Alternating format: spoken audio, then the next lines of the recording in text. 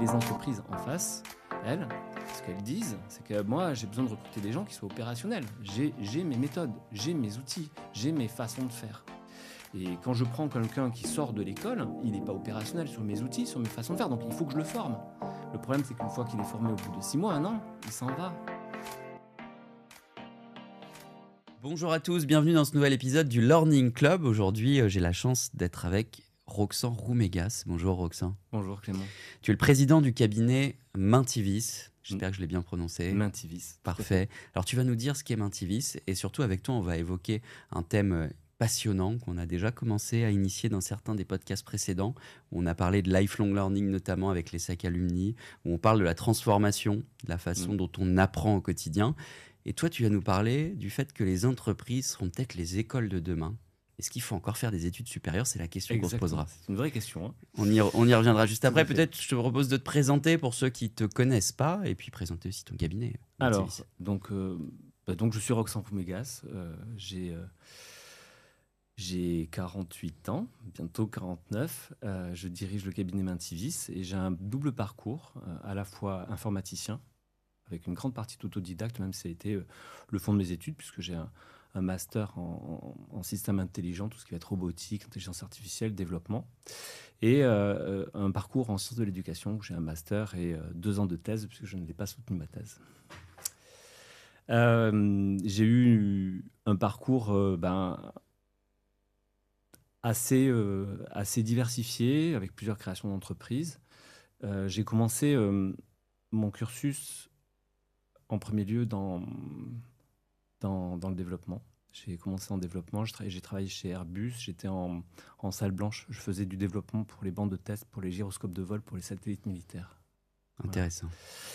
Voilà. Donc je faisais la programmation, C++, je faisais ce genre de choses-là. Et puis finalement, l'informatique, c'était une passion et je ne voulais pas en faire mon métier. Et le soir, quand on rentre, finalement, on veut que son PC soit éteint parce qu'on a passé sa journée dessus, j'ai dit, bon, je quitte ça. Et à ce moment-là, j'ai passé une agrég de maths. J'ai été prof de maths physique pendant quelques années dans l'Aveyron. J'étais avec des collégiens et aussi des lycéens jusqu'au BTS. C'est un métier passion que j'ai découvert à ce moment-là.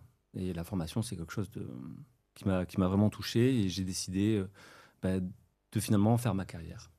Et l'éducation nationale m'a beaucoup apporté, mais je l'ai quitté pour rejoindre le CESI à l'époque. Parce que s'implantait une école qui aujourd'hui est assez connue, qui s'appelle l'Axia, qui est devenue une école d'ingénieurs en informatique, qui abordait les problématiques d'apprentissage sous forme de ce qu'on appelle l'APP, l'apprentissage par problème. Et c'est là où finalement j'ai décidé de poursuivre mes études en sciences de l'éducation pour me spécialiser dans ces types de pédagogie, c'est-à-dire les pédagogies alternatives. Et j'ai une spécialité dans les 10, notamment pour tout ce qui est apprentissage pour les élèves qui ont des difficultés d'apprentissage ou les autres voies d'apprentissage ou la formation pour adultes. Et donc c'est là-dessus que j'ai fait un master et un bon début de thèse sur ces sujets-là. Et durant tout ce parcours, j'ai finalement, après le CESI, j'ai dirigé une école d'art, j'ai dirigé une école de journalisme, j'ai créé une autre école de 3D. J'ai avancé comme ça sur différents centres. J'ai accompagné beaucoup d'écoles, puisque ces domaines pédagogiques touchent, c'est le cœur d'une école. Hein. Comment est-ce qu'on enseigne, comment est-ce qu'on transmet les savoirs, les savoir-être aussi. J'ai intégré le groupe Ionis, où j'ai eu la direction pédagogique nationale des écoles pendant quelques années. Et puis, je l'ai quitté pour créer une école que j'ai cofondée à Marseille qui s'appelle La Plateforme, qui est une école à but social qui proposait à tout un chacun, finalement, enfin, tout ce qu'il voulait, de pouvoir atteindre des compétences dans le numérique, et notamment à travers un modèle pédagogique conçu spécifiquement pour. Quand on l'a créé, vraiment, c'était l'objectif, c'est de dire, OK, on s'adresse à des gens qui vont être un peu déscolarisés, on va essayer de leur proposer une solution qui va leur permettre d'apprendre. Une fois que le modèle a été lancé, que l'école a fonctionné, bien, j'ai décidé de le quitter. Et finalement, avec des amis, on s'est dit que, au lieu de porter nous-mêmes les projets, on va apporter nos compétences et notre vocation à tous ceux qui veulent justement, eux, porter des projets et qui ne savent pas comment transformer une idée en une formation, en une école. Parce qu'il faut imaginer quelque chose qui est très présent en formation, en fait, c'est que l'innovation de l'idée, du domaine, arrive souvent par des porteurs de projets qui ne sont pas du domaine. C'est vrai. Et oui. Et la difficulté, c'est que quand on n'est pas du domaine, c'est très compliqué. Alors oui, il y a la partie administrative, c'est d'une complexité, c'est un monde vraiment à part. Mais il y a aussi le comment on fait. Et comment transformer une idée et une façon d'apprendre avec un modèle qui va bien en quelque chose qui finalement va devenir impactant au niveau social, mais aussi stable financièrement, indépendant, qui puisse continuer à progresser et à atteindre ses objectifs initiaux. Et donc c'est comme ça que l'on a créé le cabinet Mentivis il y a 2 ans.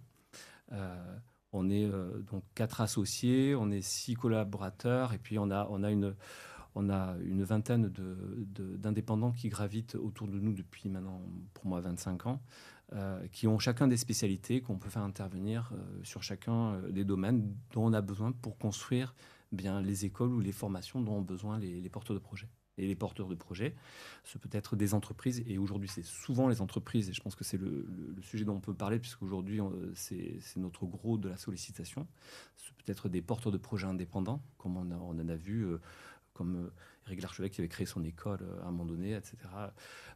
Il y a toujours des porteurs de projets qui ont des idées, Xavier Niel aussi, etc. Et puis, il y a aussi les écoles déjà existantes qui sentent que des fois, il faut se développer, il faut avoir un peu d'air frais, il faut avoir d'autres stratégies, il faut regarder ailleurs. Et donc, on les accompagne dans ce cadre-là. Donc demain, si je veux monter une école, Oui. je viens te voir. C'est ça, Et c'est voilà, et tu exactement nous ça. accompagnes sur le sujet. Ok, très clair. Alors, on va parler justement de l'avenir de l'école. Beaucoup disent qu'il faudrait peut-être ne plus faire d'études supérieures ou alors faire des études supérieures que si on est pris dans les plus grandes universités du monde. Qu'est-ce que tu en penses de ça?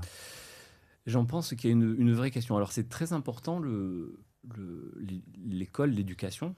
On apprend à vivre en société, c'est essentiel, hein, surtout aujourd'hui, au goût du numérique, où finalement, on discuterait à travers des écrans et on voit que les comportements ne sont pas les mêmes en physique qu'à distance.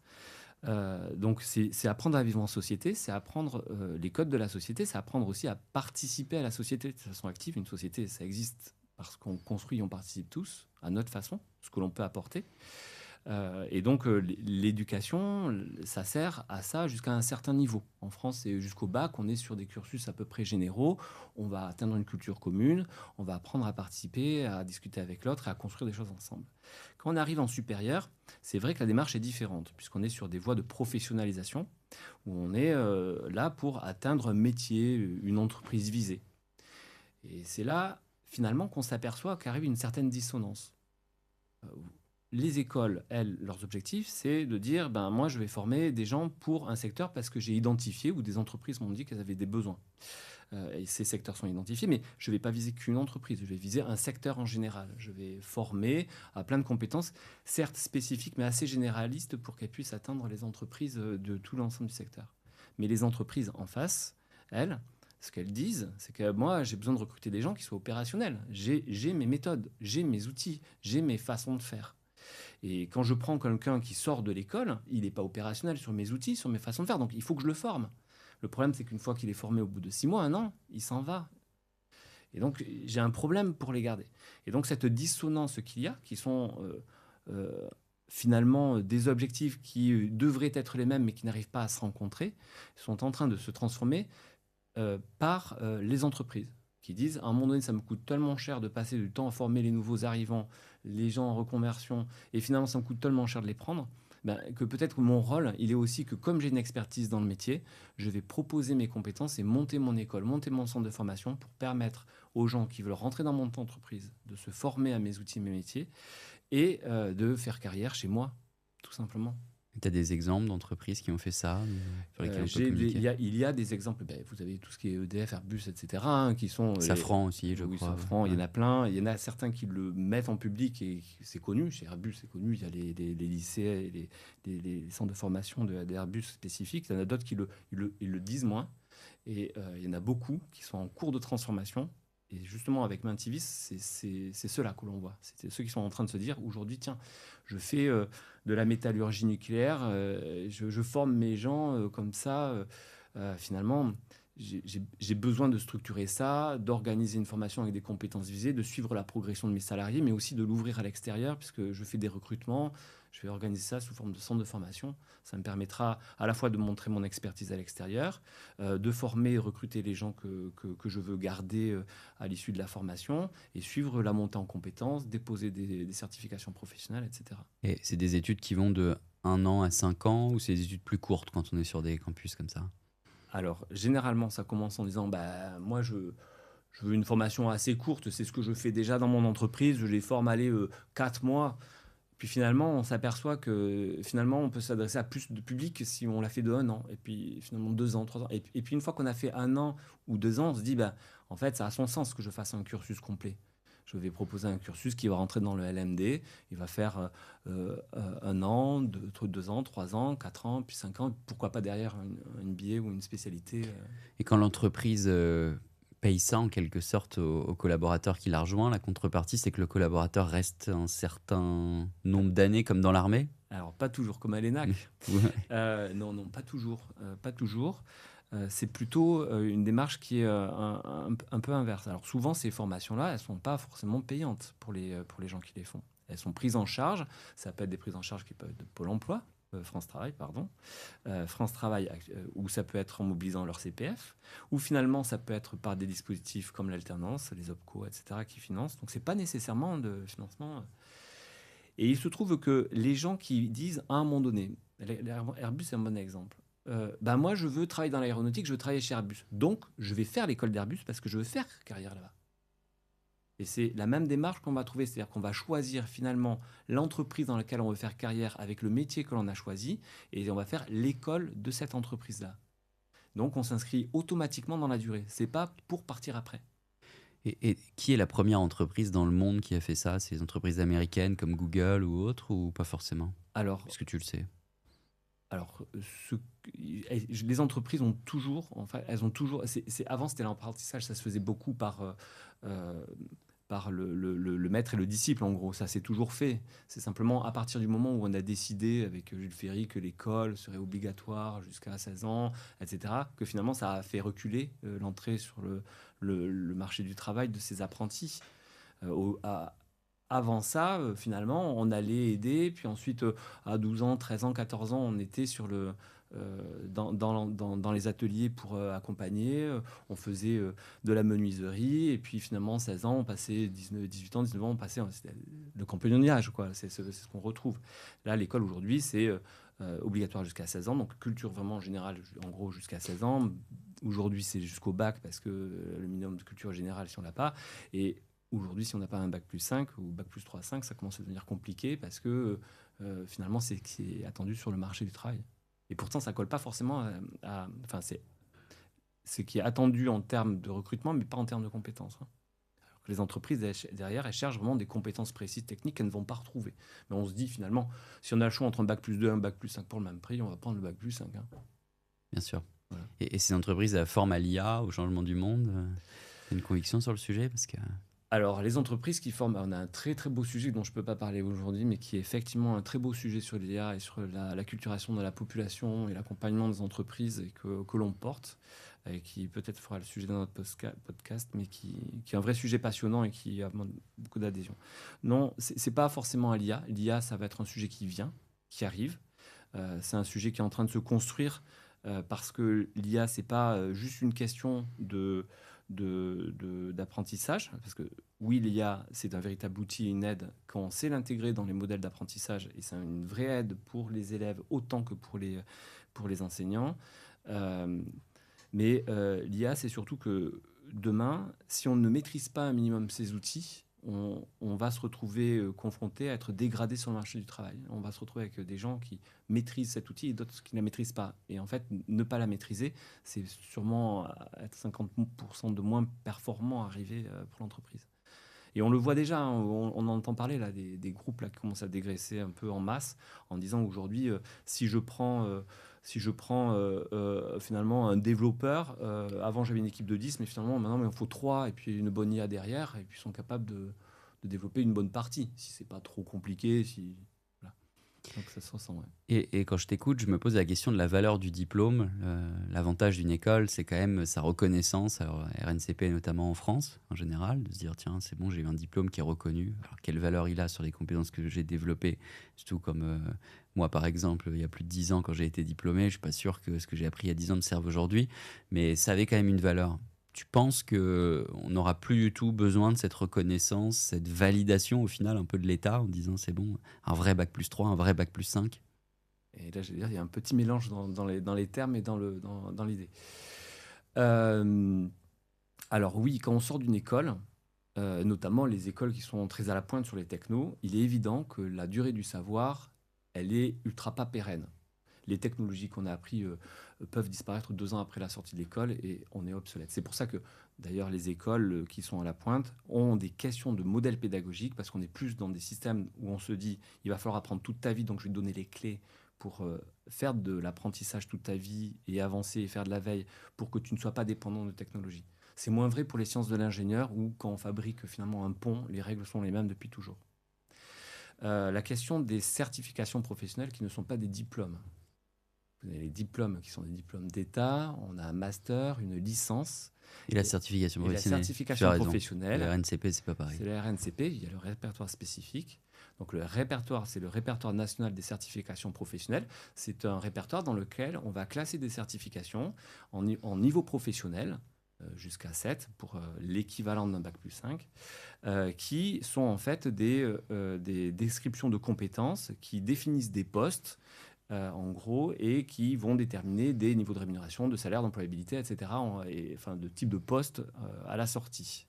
Donc moi, je peux créer une formation, je peux la faire, je peux même créer une certification professionnelle, et derrière, je vais avoir des enquêtes tous les 3 ans pour m'assurer que les débouchés correspondent bien au niveau professionnel visé. C'est ça, les certifications. Alors les certifications sont importantes euh, parce que ça permet de dire aujourd'hui si la formation atteint un niveau de poste souhaité dans l'entreprise. Est-ce que c'est un technicien? Est-ce que c'est un ingénieur? Est-ce que finalement c'est un manœuvre? D'accord? Ça sert à ça. Et puis ça sert aussi, notamment les certifications qui sont au registre spécifique, de dire à un moment donné, je dois intervenir sur du 10 000 volts, il faut une compétence particulière, une formation, et donc je vais avoir un document déposé au répertoire spécifique qui va déterminer les compétences précises qu'il faut pour intervenir sur du 10 000 volts. Et si la personne l'a, c'est qu'il a ces compétences. C'est ça le. Et l'entreprise peut avoir Et des l'entreprise peut certifications dire, reconnues. et l'entreprise peut demander si si une branche ou un groupe d'entreprises ont besoin de certaines compétences avec des emplois derrière, elles peuvent dire moi je vais créer une certification professionnelle et comme ça les organismes de formation pourront former à ces certifications. D'accord? C'est ça le principe. Est-ce qu'aujourd'hui ça vaut sur le marché? Alors oui, notamment sur les métiers très techniques. Les métiers électriciens, voilà. Plombier, il y a plein de métiers qui sont techniques, mais il y a aussi beaucoup de métiers qui ont des compétences beaucoup plus vagues. Et c'est là où finalement, quand on dit, mais moi j'ai fait un bac+5 dans une école de management par exemple, euh, c'est quelque chose où les compétences sont beaucoup plus floues. On n'est pas en train de souder un tuyau. Bien sûr. Donc, et là, c'est des acquis humains qui sont beaucoup plus difficiles, où finalement le parcours et l'expérience de la personne vont très rapidement aller, euh, aller bien au-delà de ce que pourrait apporter le titre ou le diplôme. Et si je suis directeur d'école et que je t'écoute, je pourrais me poser la question de la pédagogie dans tout ça. En me disant, dans mon école, j'assure une certaine pédagogie. Enfin, voilà, je vois l'argumentaire que pourrait avoir une école. Et côté entreprise, qu'est-ce que tu peux voir? Qu'est-ce qu'on observe dans la pédagogie des dispositifs qui sont proposés sur 3 mois, 6 mois, 1 an, 2 ans, comme tu le disais? C'est bien fait, j'imagine, mais qui gère ça? Alors, ce qu'on appelle la pédagogie, c'est la façon dont on transmet. Ouais. Ce sont des vraies questions. Les parce que modalités qui sont mises en œuvre, les etc. modalités de comment est-ce qu'on fait Ouais. pour faire atteindre les personnes en partant de leur état de départ à l'objectif de profil de sortie. En gros, le squelette général, parce que les gens sont quand même plus larges que ça, mais le minimum de sortie. C'est une vraie question parce que c'est là-dessus que justement on pêche beaucoup. On a eu dans le passé, en France d'ailleurs, on en a toujours un des grands pédagogues, on va peut-être dire oui, non, c'est pas français, mais Piaget, Freinet, Bukowski, etc. Enfin, plein de pédagogues qui ont beaucoup travaillé, Montessori aussi, qui étaient infirmières, pas pédagogues, mais qui effectivement a réfléchi. La pédagogie, c'est vraiment la question qui se pose, comment est-ce que je vais faire pour transférer ça en fonction de mon public. D'ailleurs, Maria Montessori, c'est un bon exemple. Elle était infirmière, donc elle était confrontée à des enfants qui étaient handicapés. Et finalement, quand elle leur donnait à manger, elle s'apercevait qu'ils passaient plus de temps à jouer avec la purée qu'à la manger. Parce qu'en fait, ils avaient besoin de stimulation, etc. Et donc, elle va se servir de cette façon de les stimuler pour leur apprendre des choses. C'est ça, la pédagogie. Et donc, oui, il y a un vrai problème parce que selon les filières, on n'a pas les mêmes besoins à la sortie. Les filières hyper-tech, par exemple, il est nécessaire que les gens apprennent à apprendre parce que leur domaine de compétences va évoluer. Les filières qui sont de l'ingénieur, avec des sciences dures, on est de l'applicatif, mais aussi beaucoup de créativité et d'imaginaire, et ça ne va pas forcément toujours ensemble. Et en fonction des publics, quand vous avez des publics qui sont des salariés d'entreprise, vous n'allez pas les faire asseoir 8 heures dans la journée. En fait, aujourd'hui, ça se fait, mais ils sont prêts à se pendre. C'est vrai. Ils sont là. C'est horrible pour eux, déjà, à 3 heures à regarder quelqu'un. Et quand on parle de publics qui sont déscolarisés depuis quelques années, ça devient difficile. Et si l'école a autant d'échecs à un moment donné, c'est aussi que pour beaucoup, c'est pas possible, en fait. C'est parce que la façon dont on apprend correspond à un type de public, et vous avez un type de public qui arrive à fonctionner là-dedans, qui arrive très bien d'ailleurs, et il y a tout un public qui n'y arrive pas. Et c'est que notre système scolaire et les systèmes de formation en général ne prennent pas en compte les différences d'apprentissage de chacun. On le vit tous au quotidien. On a tous notre façon d'apprendre. Il y en a qui écoutent des podcasts, d'autres qui regardent des vidéos YouTube, d'autres qui finalement écrivent des choses, d'autres qui juste méditent en réfléchissant. Et ça a complètement changé, c'est vrai, depuis quelques années, parce qu'on a plein de moyens d'apprendre. On a plein de moyens d'apprendre, mais ils ne sont pas mis en application. Il y a effectivement les pédagogies inductives, ce qu'on appelle les pédagogies par projet et par abus de langage, qui sont appliquées notamment dans les écoles d'informatique, mais il y en a plein d'autres modèles. Et en fait, il y a une vraie réflexion de comment est-ce qu'on fait pour amener les gens à grandir grâce à l'éducation, grâce à la formation, sans que finalement ce soit une contrainte, mais que ça se transforme en plaisir. Parce qu'on apprend par plaisir. Exactement. Sinon, on n'apprend pas. Et donc, qui gère la pédagogie dans les entreprises ? Dans les entreprises, il y a... En fait, dans une entreprise, j'allais dire, il n'y a personne qui gère la pédagogie. Les entreprises ont plusieurs façons de faire. Soit elles ont un CFA, elles ont une direction, on va dire, un peu pédagogique qui fait intervenir des intervenants qui viennent faire du face-à-face pédagogique et on déroule le programme. Soit finalement, c'est les RH et ils n'ont personne qui s'en occupe là et ils font appel à des centres extérieurs qui font la même chose. Vous voulez quoi ? Hop, on fait des cours, voilà le contenu, on donne le PDF à la fin. Ok. Bon, passionnant, donc il faut quand même continuer un peu les études supérieures ou sinon il faut se tourner vers les entreprises qui proposent des écoles, des programmes. Et je pense, comme toi, qu'on va en avoir de plus en plus en effet et que parfois c'est un peu caché, un peu masqué parce que l'entreprise ne veut peut-être pas forcément communiquer sur le sujet. Elle ne se sent pas forcément légitime pour en parler et pense que ce n'est pas son cœur de métier. Or, quand on a une entreprise qui a une expertise dans un domaine et ça fait 40 ans qu'on a l'expertise, rien de plus légitime que de dire je vais former les gens dans mon expertise. Oui, c'est mieux pour attirer. C'est mieux pour attirer, surtout c'est plus efficace qu'une école qui arrive qui dit moi je forme dans le domaine mais j'ai jamais fait le métier. Et moi je pense quand même qu'il y aura un moment où un contrat pourrait se créer entre le salarié et l'entreprise, comme dans l'armée où j'ai été formé, on parlait de l'ENAC tout à l'heure, et je reste un minimum d'années. Ça se fait. Ça se fait, bien sûr. Ouais, okay. Ça se fait. Dans l'entreprise, ça se fait. Dans plein d'entreprises, ça se fait. Mais, et c'est peut-être un modèle à venir, mais bon, c'est une façon de faire, quoi. Ça, c'est une façon de dealer le contrat, quoi. Ok. Et merci d'avoir partagé tout ça avec nous. On va maintenant passer au Fast and Curious, la troisième partie de cette émission. Donc, tu vas avoir quelques questions pour ceux qui nous écoutent pour la première fois. L'objectif, c'est que notre invité nous partage un maximum d'éléments qu'on vous mettra en descriptif du podcast. Et je commence avec la première question pour toi. Si tu devais décrire le futur de la formation en un mot, qu'est-ce que tu nous dirais, Roxane ? Prometteur. Prometteur pour tout le monde et pour ceux qui vont en profiter et pour tous les acteurs du secteur. C'est un enjeu phénoménal. Un outil de formation à nous partager ? L'IA, si c'est bien utilisé des deux côtés, autant pour l'apprenant que pour le modèle pédagogique et l'enseignant. Ça peut apporter énormément de choses. C'est un outil de recherche fantastique. Mais alors, s'il est mal utilisé, c'est catastrophique. Et on doit absolument former à utiliser ces outils. C'est vrai. Pour l'avenir de la société, c'est important. C'est nécessaire, ouais. Un livre ou un podcast que tu nous recommandes ? Alors, un livre, L'hypothèse K, d'Aurélien Barraud. L'hypothèse K d'Aurélien Barraud, il a repris une réflexion d'un mathématicien dont j'ai perdu le nom et de façon que je prononcerai mal. C'est un regard vraiment critique sur aujourd'hui la progression technologique, l'utilisation de la science au profit de la technologie, qui va pas forcément dans le bon sens, parce que quand on dit progrès, est-ce que c'est vraiment un progrès de changer son smartphone tous les 6 mois alors qu'à côté de ça, c'est en train de dévaster notre environnement? Est-ce qu'on ne pourrait pas faire usage de la science et de ces technologies-là dans un objectif beaucoup plus humaniste et moins dévastateur? Et on partagera ce livre. Oui. Un blog ou un site qui t'inspire? Un blog ou un site j'allais dire, je vais te donner une chaîne YouTube. J'aime bien, en ce moment, je regarde C'est un site. Astrono C'est presque un site, ok. Astrono Geek. Oui, Ok. oui, c'est Qu'est-ce qu'on y un mec retrouve? très sympa. C'est de la vulgarisation scientifique. C'est un peu comme Science étonnante, mais un peu plus léger. Moi, j'aime beaucoup. J'aime beaucoup tout ce qui touche à l'astronomie, parce que ça montre à la fois tout cet inconnu, ça donne le vertige, c'est cette immensité et notre fragilité et la façon dont on est minuscule au milieu de tout ça. Et, c'est vraiment pas, c'est vraiment fragile, et on sent que la pérennité n'y est pas. Qu'est-ce qui fait que tu as envie de te lever chaque matin quand même? Pour Après tout changer ça. le monde, Très bien. c'est la motivation. Je crois que tous ceux qui sont dans la formation ont cette envie-là.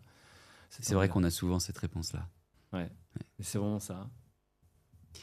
Qui est-ce que tu nous recommandes d'inviter dans le Learning Club? Ce sera ma dernière question. Eh bien, comme je lis Aurélien Barraud, je vais te dire Aurélien Barraud, c'est quelqu'un de fantastique qui est très engagé dans la cause écologique. C'est un poète incroyable et un astrophysicien capable de vulgariser comme personne. Donc vraiment, je te le recommande. Et l'invitation est lancée, peut-être pour un futur hors-série dans le Learning Club. On verra s'il vient enregistrer avec nous un épisode. En tout cas, merci Roxane. Qu'est-ce qu'on peut te souhaiter pour cette année 2026 qui démarre alors où on enregistre ce podcast? Cette année 2026, ce que l'on peut me souhaiter, c'est peut-être arriver à faire passer ces messages que je viens de te donner. C'est-à-dire un message d'espoir, dans le sens où la formation, l'IA et tous ces outils, et la science en général, peut faire grandir les gens et les mettre à profit plutôt que de créer une fracture qu'on voit trop souvent. Donc je crois vraiment que ça va être au profit de tous, quoi. C'est une belle conclusion. Merci d'avoir passé cette demi-heure avec nous, Roxane. Merci à tous de nous avoir écoutés. On espère que l'épisode vous a plu. Si vous voulez poursuivre la discussion, Roxane est comme beaucoup, j'imagine, sur LinkedIn. Tu confirmes? C'est ça, je suis sur LinkedIn. Parfait. Vous pouvez entrer en contact avec lui si l'épisode vous a intéressé. Et puis nous, on se retrouve pour un prochain épisode du Learning Club. Bonne journée. Merci à tous. Merci.